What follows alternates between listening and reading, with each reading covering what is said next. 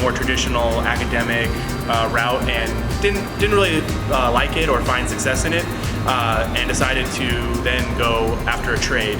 And growing up, I've always enjoyed cars, working on cars, researching cars, pretty much everything automotive.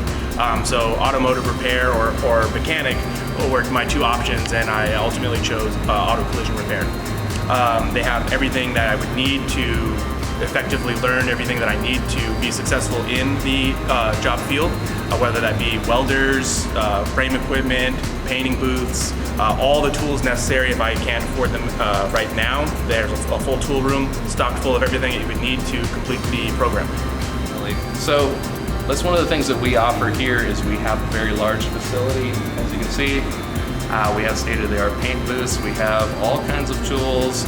Anything that you would find in a typical body shop, you can find it here, and then some, honestly. We have a plethora of frame equipment as well as multiple different kinds of frame racks.